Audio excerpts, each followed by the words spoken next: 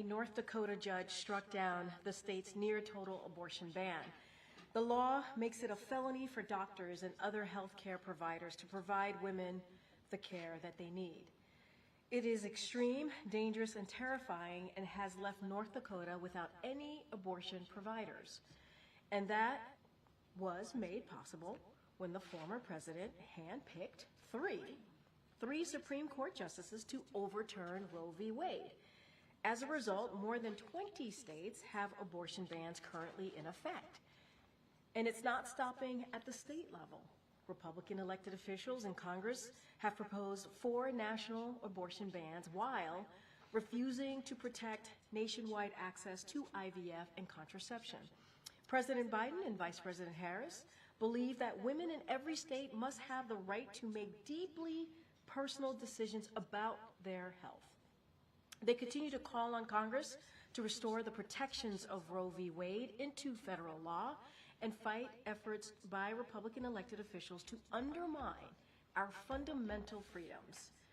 Next, I wanted to also quickly recognize all of the amazing Team USA athletes who participated in this year's Paralympics in Paris that ended this past weekend. Team USA showed incredible resilience and strength. This year's athletes brought home an impressive 105, including 36 gold medals. From the president on down, we have all been cheering you on here at the White House. We are so proud of all of you. As the First Lady said, pardon me, and I quote, "Our athletes carry more than just our flag. They carry our nation's heart and our hopes with them too." And finally, as you all know, the president joined a brunch in celebration of Black excellence on the South Lawn this afternoon. Over the coming days, President Biden will participate in a celebratory engagement centered on the triumphs and legacy of Black Americans and the institutions they have created. In addition to today's brunch in celebration of Black excellence, President Biden will deliver remarks at the 2024 Phoenix Awards dinner on Saturday and address the National HBCU Week Conference in Philadelphia, Pennsylvania on Monday. These events will focus on speaking directly to the community about the Biden-Harris administration's accomplishment for the Black community. As a proud Black American myself, I must say that I am incredibly proud to be working for a president and a vice president who has certainly delivered for Black Americans.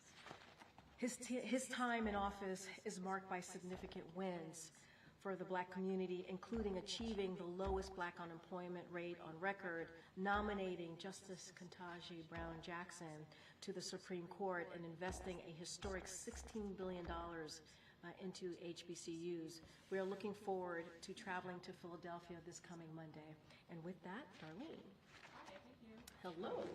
2 questions. So the administration had promised to use the full extent of the law to make sure that pregnant patients got emergency care after Roe v. Wade was overturned. The AP is reporting today that none of the hospitals that have denied care to pregnant patients since Roe v. Wade was overturned have been fined. Do you know why? So I would have to talk to the Department of Justice. I'm just now learning this reporting that the Associated Press has, so I would have to go back to the Department of Justice and also refer you to them as well to get a better sense of how they're operating that particular policy. But I would have to say, and I said this at the top, that we would not be in this position if the former president did not appoint three Supreme Court justices with one of the, obviously one of the goals that they were successful at was making sure the Dobbs decision was done, which overturned Roe v. Wade, which was a constitutional right that women had for nearly 50 years. And that is why the president had to step in.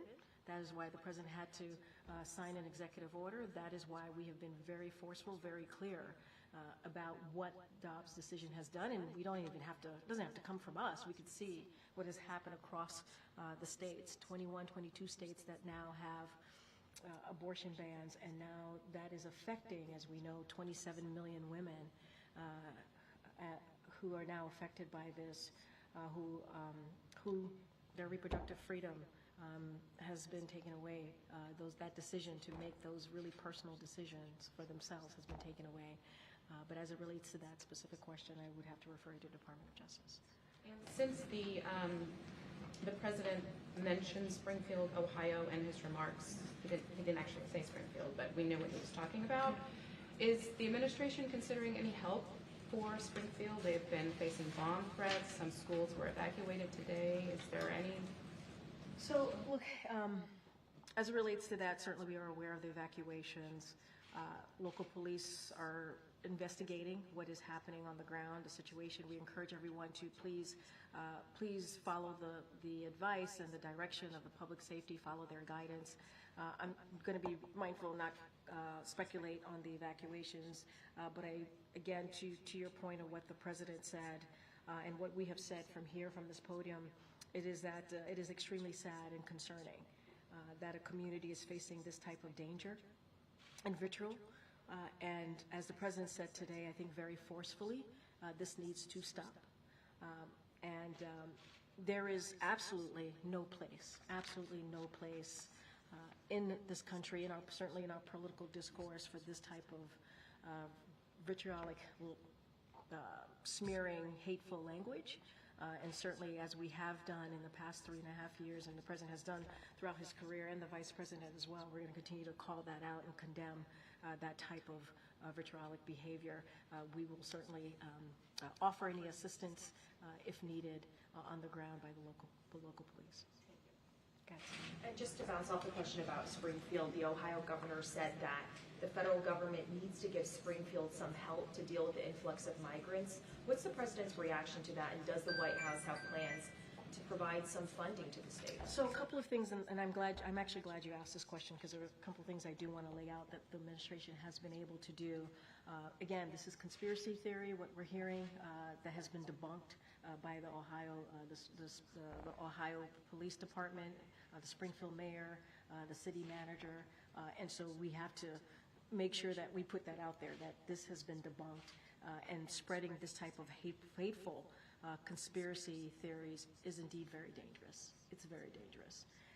So since day one, our priority has been ensuring communities across the country have the support they need. So we've delivered resources to Ohio as well to cities, states, and non-for-profits across the country. Since the spring, DHS has been directly engaged with the city of Springfield and local officials to make sure they have the support they need. And we want to do more. We would like to do more. That's why we did the bipartisan proposal with the Senate early at the end of last year, obviously early into this year, and it was stopped. It was stopped because the former president said that bill, that particular proposal, would hurt him and help Joe Biden. And so Republicans in Congress stopped that. It would have given more. It would have given more resources to cities like Springfield, Ohio, but I don't want it to miss the point here that the administration has indeed provided more than $1.3 billion in grant funding in jurisdiction around the country to help with the influx and what they're dealing with. We want to do more, but we've been blocked in doing so. So are there any new conversations that the president is trying to start right now for further assistance? We want to fix this problem. We want. We did $1.3 billion. That's something that this administration has been able to do. We want more funding. Republicans are getting in the way in Congress. We were able to put forward, again, a bipartisan deal that would have been the toughest and the fairest law if the president had an opportunity to sign it. Republicans got in the way. Now, if Republicans want to work with us in a good faith, they did. They actually did. And then they turned their backs on what they wanted, on what they thought they believed would be the right way to move forward in dealing with the immigration system and dealing with the border challenges. And they walked away from it. And we need them to come to the table again. We need them to actually want to move forward to deal with this issue. And just shifting gears to Boeing, 30,000 workers are on strike for the first time in 16 years at Boeing, and Boeing CFO said this is going to impact production, deliveries, operations, and will jeopardize their recovery. So how is the president reacting to this, and what's his message to those workers? So administration officials are indeed in touch with Boeing and the machinist. So we encourage them to negotiate in good faith, which is something that we say when situations get to this level. And we believe that they need to negotiate, yes, in good faith, and work towards an agreement that gives employees benefits and that they deserve. And it would make the company stronger as well. So we're in touch with the parties, and again, continue to encourage them to negotiate in good faith. Okay, Louisa. Thank you, Corinne. First, 2 points of clarification on Springfield. Yeah. Conspiracy theories aside, the governor says that this influx of migrants has caused a significant strain on the healthcare and public safety system in Springfield. Does the administration acknowledge that? Talk to them about it? And I said this in my answer prior, we've been in touch with Springfield since the spring. We've been in touch with them. DHS has, and we've been offering assistance to them, and that is something that we've taken very seriously. And we have been able, during in 2023, this administration, we've been collaborating with states and cities across the country, and we launched this one-stop shop clinics to help eligible non-citizens get work permits and decompress their respective shelter systems. And today, those clinics have served more than 37,000 people. So that shows how we've been working with different jurisdictions across the country.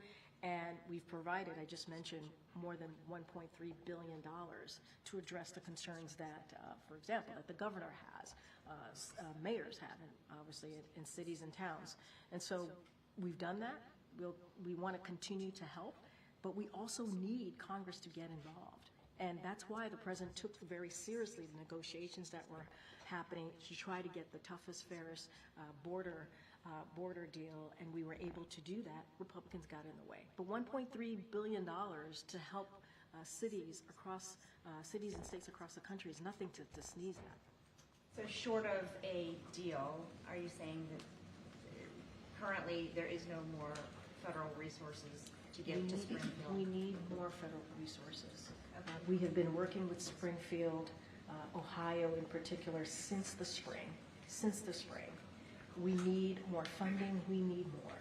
And that is why the president and his team got together with Republicans and Democrats in the Senate to come up with this border deal. Donald Trump, the former president, told Republicans in Congress to not move forward with it. They voted against their own bipartisan deal. And then turning to tariffs, during the debate, the vice president described Trump's proposed tariffs as a sales tax on middle-class families.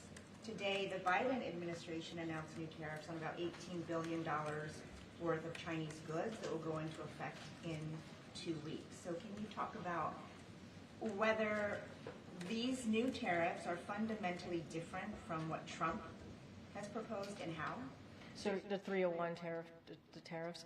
So look, we made an announcement this morning, as you just, that went out early this morning. And I think the president, back in May, when he was announcing that he was going to take action, he said very clearly he was going to do that to protect Americans, workers and businesses from China's unfair trade practices. And that's a commitment that he made and he spoke to back in May. And the comparison, as you're asking me, the Trump administration, the last administration, their trade deal with China failed to boost American manufacturing. And what the president's economic agenda, what we've been trying to do for almost 4 years now, and we've seen some results here, is nearly $1 trillion of new investments here in America. Manufacturing investment has hit record highs, and factory construction has doubled to a record high. The annual trade deficit with China is the lowest in a decade, and that is because of the president's economic agenda, lower than any year under the last administration. And so the president is going to continue to take action to protect American workers and manufacturing, and encourage China to eliminate its unfair practices. As it goes to the specifics of it, obviously USTR will have more information on that. But the president made a commitment. He's keeping to his commitment, and if you can see what his economic agenda has actually done, manufacturing, businesses, and how that lines up with China and what China has, how his agenda has affected China's behavior, and I think that matters. I'm sorry, I should have been more clear. Yeah. How is it not a sales tax on all the goods that people buy every day? Look, what we're trying to do is making sure that we're protecting American workers and businesses. That's what we're doing. USTR can certainly get into more details and specifics to your question, but our commitment, and I think it shows in the President's economic policy, as I just laid out, and how the annual trade deficit with China is the lowest in a decade, lower than any year during the last administration. And so what we're trying to do is eliminate China's unfair practices, and we've seen the results of that. That was the commitment that this president made in May, and that's the commitment that will continue. And this is about American workers and businesses, and we're going to certainly continue to deal with China's unfair trade practices, and that's what you're seeing. Ms. Green, just back to the Boeing strike, does the White House believe that there is an immediate economic impact from the strike? So we're in touch with officials, and this is something that, as I say all the time when I get asked this question, we're going to monitor very, very closely. I don't have a specific question to you on that, on a yes or no, but this is something that we're certainly going to monitor. What we want to see is all parties to come together in good faith and come up with a deal that helps the workers, the hard work, right, continues to really respect the hard work that the workers do day in and day out for companies. But I don't have anything specific. We're going to monitor. We're going to keep eye on it. Not even a general assessment on the economic impact, immediate or otherwise? This is something that we're going to monitor. Okay, and just staying on that topic and stepping back a little bit, you've obviously gotten a number of Boeing-related questions in this job, the door that blew off the plane, number of compliance issues. There are 2 astronauts who are literally stuck in space. What do you think is going on with the company? I can't speak for what's going on inside a company. That is for them to certainly speak to. As it relates to the strike that is currently happening, we're certainly in touch with Boeing and the machinists. We want them to come together in good faith as it relates to the safety concerns that Americans should have, rightly have. Obviously, the Department of Transportation has been on top of that, dealing with ways to make sure there's transparency and they deal with those safety issues. FAA has been on top of that as well, but I can't speak to what's going on with Boeing. That is something for them to speak to. Just one more on a separate topic. Pope Francis today said about the upcoming presidential election that voters here have to choose the lesser of 2 evils. He pointed to Donald Trump's anti-immigrant positions and then the vice president's support of abortion rights. Do you know if the president is aware of these comments, if he has had any reaction? I mean, obviously the Pope speaks for himself, and I don't have any more comments from here. I have not spoken to the president about the Pope's specific comments on this coming election. Okay. Just to follow up on Boeing. Sure. So we understand that admin officials, including Julie Su, are in touch with both sides. Yeah. But is there someone specific, like a liaison, like James Sperling was in the UAW talks, that the White House has appointed? So I don't have a specific person to point to from the White House. White House officials, including the Department of Labor, as you just mentioned, the secretary, the acting secretary, has been in touch with Boeing and the machinists on this particular matter, but don't have a person to point out to you. But White House officials here have been in touch. And are the president or the vice president planning to join any of these workers on the picket line? Have any discussions taken place? As you know, the president was the first president to go to Michigan and be with UAW workers when they were striking, and he was very proud to do that. Has been named the most pro-union president ever, and so he's proud to hold that title. I don't have or acknowledgement. I just don't have anything to share on either of their schedules. Has the president spoken to the union? I don't have a call to speak to at this time. And one quick one on the U.S. Steel, Nippon Steel deal. The Washington Post was reporting that the White House may push a decision on the deal until after the election.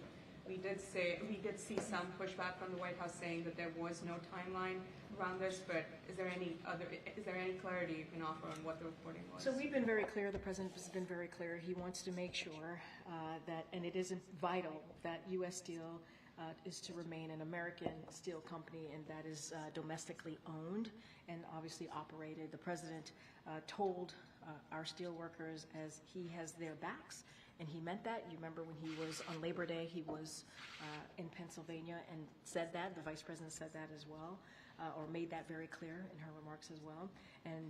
And so we have not received any recommendations from CFIUS. There's a process.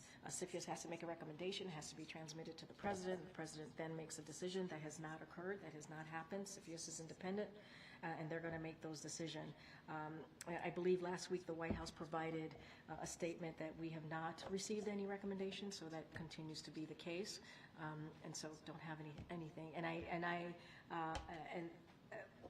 So I just don't have anything to share if this is imminent on a decision. They are independent. Will the White House recommend that CFIUS expedite the review process? It's their process. CFIUS has been looking at the deal for a while. For some time, I know. Yeah. And it's their process. They are independent. And the process is they make their decision, their recommendation. It's transmitted to us, and the president obviously makes a decision. But that has not occurred, and we have to allow them to have the space to make that decision, the process to play through. So you're saying the Post saying that the decision, it could land only after the election. Is that accurate or not? What I'm saying to you, how the process works, we have not received any recommendations yet from CFIUS. Therefore, it could not be imminent if we have not received any recommendations. That's all I'm saying. Hey, that's great. Former President Trump this afternoon said if elected, he would do, quote, large deportations from Springfield, Ohio, and would send them to Venezuela. These Haitian migrants are in Ohio legally and, of course, aren't from Venezuela. Does the White House have a reaction to this pledge of the former president? Obviously, he was speaking as a candidate, and that is the upcoming elections.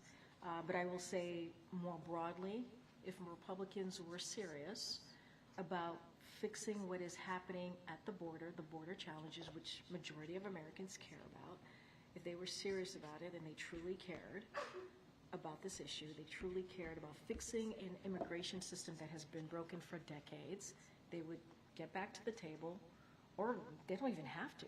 There's a deal. There is a border deal, a bipartisan border deal.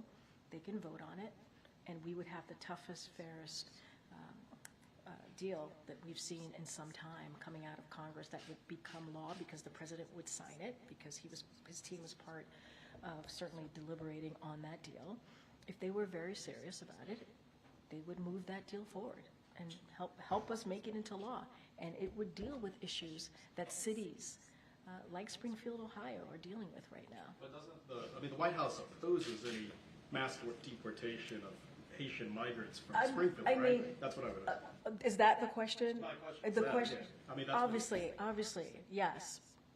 But also, if they really wanted to deal with, I mean, I think the real, I think, core of the question is, okay, there's legislation out there. There's a policy. There's a bipartisan legislation that would deal with issues that they have concerns about at the border and actually deal with an immigration system. Obviously, we do not support mass deportation of a community that is not part of a country that they came from. That doesn't make any sense. That is not something that we would support. But there's a deal out there. There's a deal, a bipartisan deal. They keep getting in the way. They're voting against their own deal. That doesn't make any sense. Where's the sense in that? Where's the sense in that? The president spoke about the issue affecting Springfield today. Why today? And he did reference the former president directly. Is his message intended for Donald Trump? I think what the president said speaks for itself. I think he was very clear. He saw it as an opportunity. He had 1,200 people celebrating Black excellence, and he saw it as an opportunity. We keep hearing from the Republicans who keep lifting this up, even though it's been debunked, this hateful smear. It's been debunked by the Springfield mayor. It's been debunked by the city manager. It's been debunked by the Ohio Police Department. And we hear Republicans, national Republicans, continue to spread that hateful conspiracy theory. And so the president took an opportunity to address it head on. I think his words and what he said very powerfully landed very well, and people got the message. And in the meeting with the Prime Minister today, how much do you think what will the approach be concerning threats that Putin has made about expanding his concerns to the West if weapons are made available for Ukraine to go deeper into Russia? Yeah, his comments about NATO and the U.S. more specifically, look, that kind of rhetoric certainly is dangerous, but it's not new. It's not new for Russia.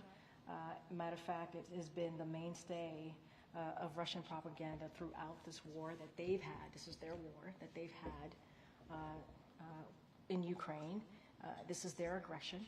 This is what they have done. This is what Mr. Putin has done, to be more specific.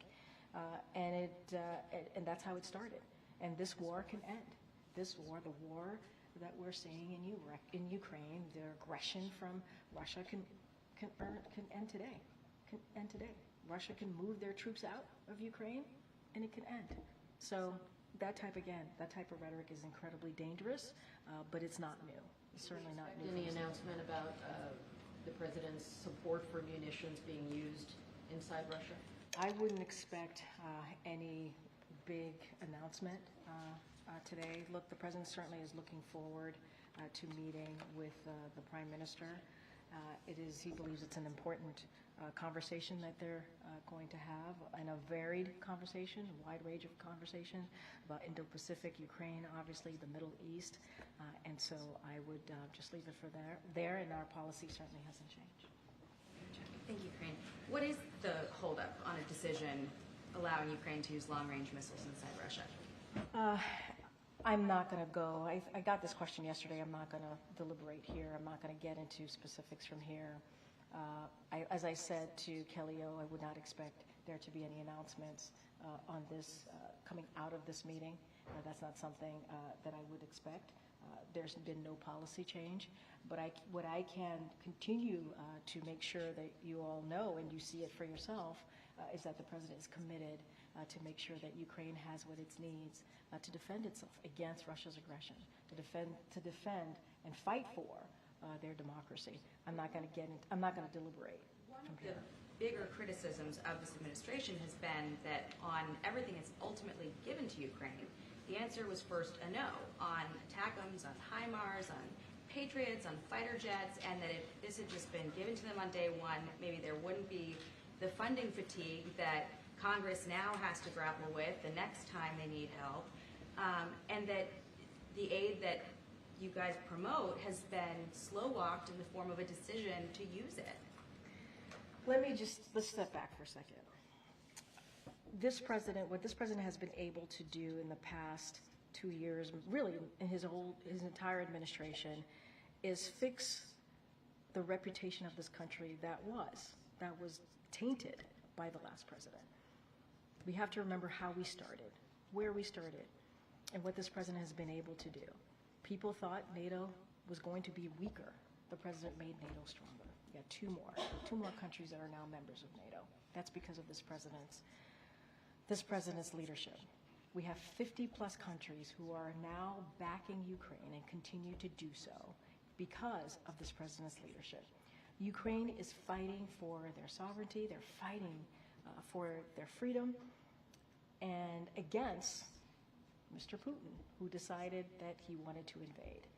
The president has been very clear how important it is to stand with Ukraine in this time. We're talking about democracy. We're talking about freedom. And if anything, this president's actions and what he's been able to do has shown just that. Because it's not just about Ukraine and NATO and Europe. It's also about our national security as well. It's all connected. And the president's always going to do what is important for the American people. And I think that is what you've seen, and that is what the president's going to focus on and continue to do. I just remember sitting here, a couple years ago, splitting hairs with Jen Psaki over whether drones are offensive or defensive weapons. I mean, this has been a struggle of this administration that has been a topic of criticism. And now, for instance, this week in the debate, the vice president was promoting what this administration has done in terms of giving Ukraine what it needs, but there's plenty of criticism outside of that to say that it's also effectively blocking a victory by slow-walking these decisions. I think if you were to ask those 50 nations, if you were to ask NATO leaders, if you were to ask President Zelensky himself, their thoughts on the president's leadership, I don't think they would have the words that you just said to me. I think they would say that the president has been a leader during this time and has had their backs. And I think that's what the president has shown. As it relates to what Ukraine needs to continue to defend themselves, we are in regular touch. My colleagues here at NSC, at State, at Department of Defense are in regular touch with Ukrainians on their needs and what they need to continue to fight against this aggression. So I'll leave it there. Go ahead. Just circle back to the U.S. Steel thing that Nandita raised. Putting aside the timing piece of it, a lot of the question right now is essentially whether the president is reconsidering his position or not, right? Separate from the timing, what his decision will be. He said in the past that U.S. Steel should be U.S. run and U.S. And I said it at the top earlier, moments ago. And quote guaranteed. So I guess the core question is, And he said he has their backs. He said that on Labor Day. but is he still planning on killing U.S. Steel? We have to see the recommendation from CFIUS. That is the process. The president is waiting to see what CFIUS recommends. That hasn't happened. There's a process. They're going through their process. I know that it has been some time, but they're independent. They're going to go as slow as fast as they choose. And so we're going to let that process happen. The president's not going to say any more than what he has said until CFIUS transmits their recommendation, and it hasn't happened yet. And so I'm not going to get ahead of that. And what I will say, and I know you didn't ask me about the timeline, but we put a statement last week saying that it hasn't happened yet, so therefore it cannot be imminent. Well, we reported that the existing CFIUS timeline is September 23rd, so that's not too far away from now. And I'm not gonna get into it from here about a timeline, the deadline. I'm just saying to you, we have not received their recommendation. And so, yeah. Joe Biden's previous statements on this, U.S. Steel remaining domestically owned and run guaranteed, still stand. Still stand. I literally mentioned it in a question that I received from one of your colleagues, and I said his position continues. It is vital. It is vital for U.S. Steel to remain American steel company that is domestically and certainly owned and operated. That stands. He said that on Labor Day, which was not too long ago, when he was in Pennsylvania. He said to the steel workers he has their back, and that stands. As far as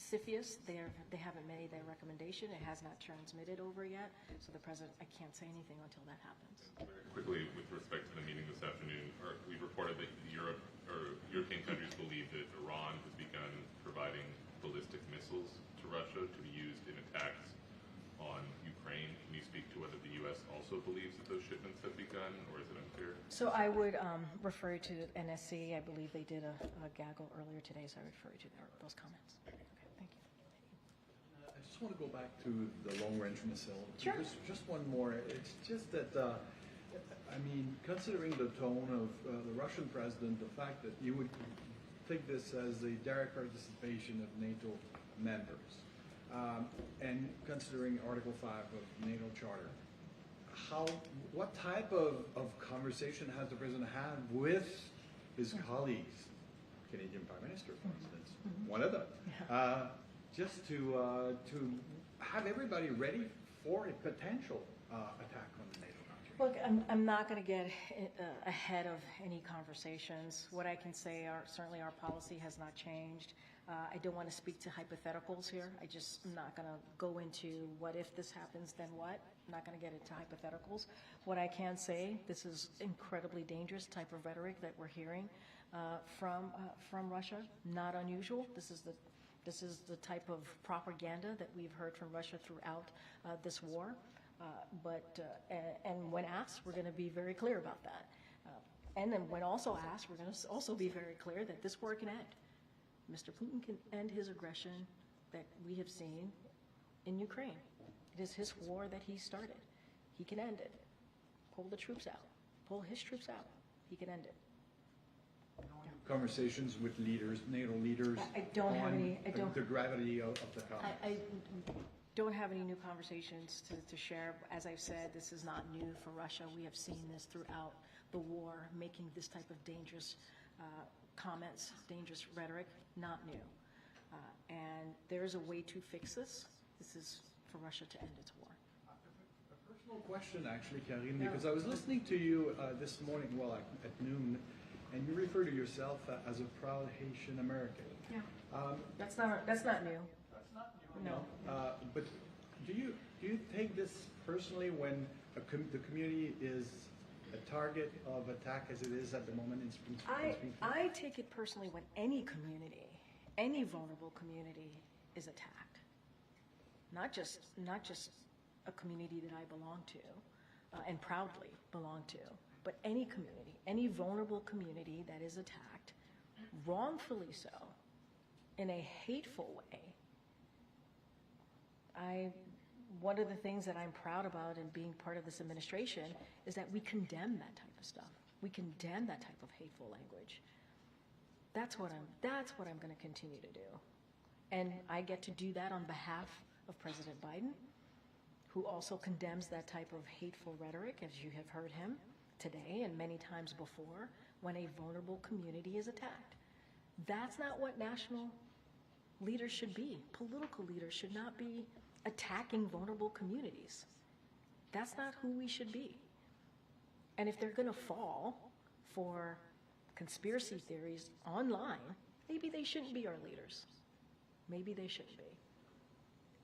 But it is on all of us. It doesn't matter if you're Haitian American, it doesn't matter if you're Jewish American, it doesn't matter if you're Muslim American. All of us should come together when we hear that type of hateful rhetoric. We should come together and have each other's backs and call it out, because it's not okay. It is dangerous. It is dangerous. It puts people's lives at risk. And this president is going to continue to stand up and speak against it.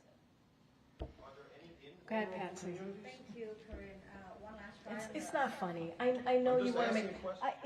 Wait a minute. Hold on. Hold on. Wait. Hold on. It's not funny.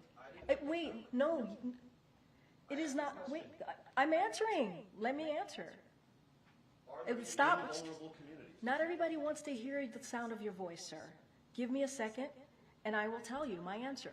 It's not funny. Patsy. Following up on one last try on the long-range Sure. weapons, can you just give us a sense of what might be the president's biggest concern at this point? Is it the risk of escalation with the nuclear power? I'm not going to get into hypotheticals here. We're going to call it out. Oh, you mean like with Russia making the comments about NATO and U.S.? We've been trying to get you to give us more details on what's a holdup on providing I see. missiles to Ukraine. I don't have anything else to share. Our policy has not changed. We are going to be in regular touch with the Ukrainian people as they continue to fight against this aggression from Russia. No change in policy. I just don't have anything to add. The president has been a leader when it comes to giving Ukraine the support that they need. 50-plus countries, that is important to note. Making NATO stronger, that is important to note, and that is because of this president's leadership. I just don't have anything else to share behind that. Can we stay on Russia, if Sure. you may? The State Department just announced new sanctions on Russian state media RT, laying out its disinformation campaign operations to destabilize various governments, including the government in Argentina, creating tensions between neighboring countries.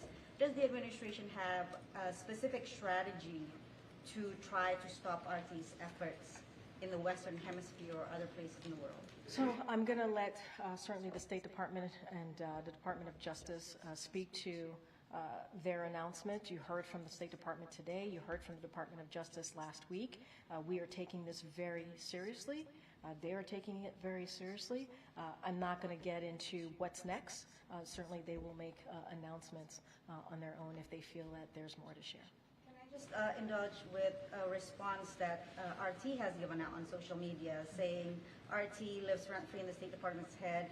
We're running out of popcorn, but we'll be here live, laughing hard. I mean, kind of mocking the administration's steps on sanctioning them at this point. Do you have a response? So,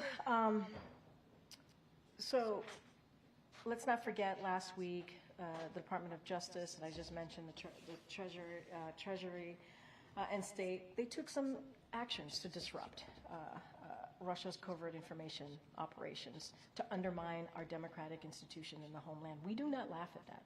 That is very serious, and we take that very seriously. And State's announcement today make it clear that the U.S., and I want to be clear, is not only targeting RT's covert operations. We learned that, in fact, RT covert influence efforts extended to places like Europe and Africa. That's what we learned. Anything more than that, I would have to refer you to the State Department and the Treasury to speak to that as they made that announcement today. Just don't have anything else, but we take this very seriously. Okay. Hi, Trinity. I was told you were going to be in the briefing room today. Howard University. Hi, nice to see you. Want to say a little bit about yourself? Hi everyone, I'm Trinity Webster Bass. I'm a senior honors broadcast journalism major, Afro-American Studies minor, attending Howard University, and I had the pleasure of meeting Karine at the White House Correspondents Association dinner, in which I won a scholarship. Congratulations again. Thank you. I just wanted to go back to the event held today on the South Lawn. Why was it important for the Biden administration to hold this event today, and are future events coming of the same nature? So look, I want to start off by quoting what the president said, and I think it's important today when he was addressing the crowd on the South Lawn. We recognize that this nation would not exist without the blood, sweat, and tears, without the determination, dreams, and contributions of Black Americans. And he felt that it was fitting to do this on the same week of the Congressional Black Caucus Week. It was a really special event. I think you felt that out there if you participated. And so he wanted to host this brunch for a couple of reasons, to show his personal gratitude to the community and celebrate their progress. The progress we've made under the Biden-Harris administration. You heard him talk about that in his remarks, and wanted to make sure that we didn't forget, that we continue to speak to why Black Americans and African American history is really part of American history, and that is something that we cannot forget. I'm going to take one last one. Go ahead, Karen.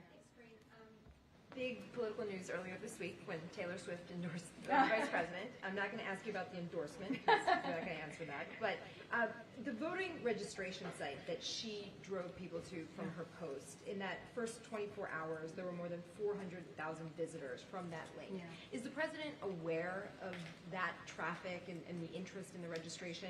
And does he think that that kind of influence can make a difference in driving turnout, getting people to get more engaged in elections? I think it's important for people to exercise their sacred right to vote.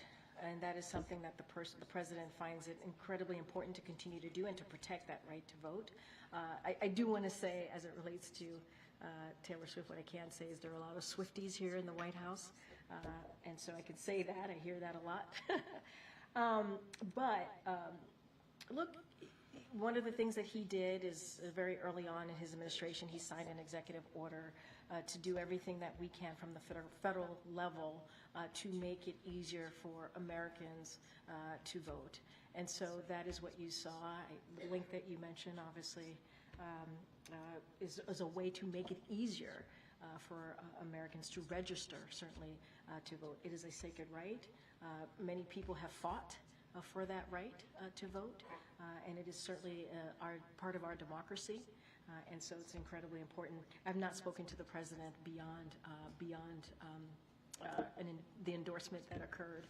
I have not asked him about specific about the link and the amount of people who have gone on it to register. I think that's great. It's important. Outside of this election, I think it's important for people to be able to register and vote. That's why this administration has done everything that we can to give people that opportunity and protect that right. All right, thanks everybody.